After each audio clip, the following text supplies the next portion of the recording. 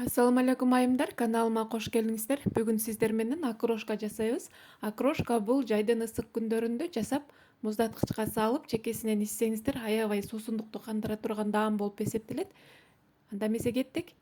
Эң биринчи бадыраңды ушундай кылып, 4 чарчы кылып майдалап туруп алабыз.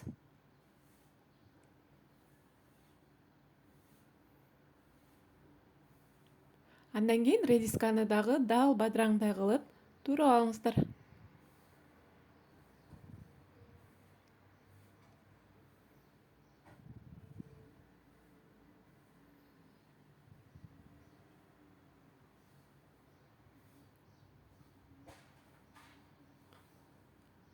Туурап алдык. Эми бул жерде сууга кайнатылган картошка. Буну дагы дал ошондой кылып туруп аласыздар. Картошка окрошкага аябай сонун бир өзгөчө даам берип турат.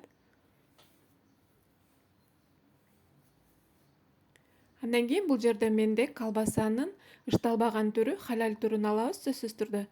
4 чарчы кылып туурап аласыздар.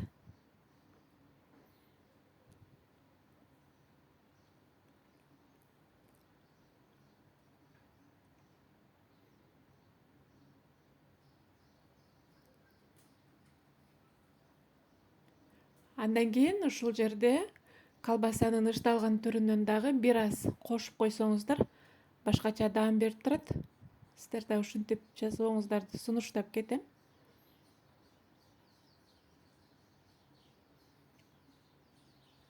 Андан кийин көк чөптү өзүңүздүн табитиңизге жараша кошо бересиз.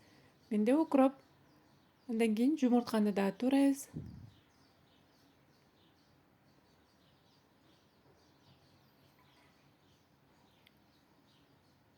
Баарын ушундай кылып туурап даярдап алабыз. Мынакей даяр. Эми окрошкабызды чогултуп жасап баштайбыз. Бадыраң, редиска, картошка, колбаса, жумуртка. Андан кийин көк чөбү салабыз. Көк пияз кошсоңуздар да аябай сонун даам берип турат. Татымына жараша туз, карамуштан салып, жакшылап аралаштырабыз дагы.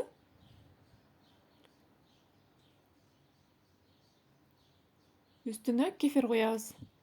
Үйдүн айраны болсо дагы жакшы болот. Андан кийин газдалган суу, сөзсүз түрдө газдалган суу куюңуздар. Ошондо окрошкабыз болот. Мынакей биздин окрошкабыз даяр. Жасап бүткөндөн кийин бир аз муздаткычка сала туруп, андан кийин куюп иче берсеңиздер болот. Аябагандай сонун окрошка болду. Табитти ача турган. Сиздер да сөзсүз түрдө жасап көрүңүздөр. Каналыма каттала элек болсоңуздар каттала кетиңиздер. Ой пикирлериңиздерди калтырып, лайк баса кетиңиздер. Сиздерге чоң ыраазычылык. Кийинки көрүшкөнгө чейин аман болуңуздар.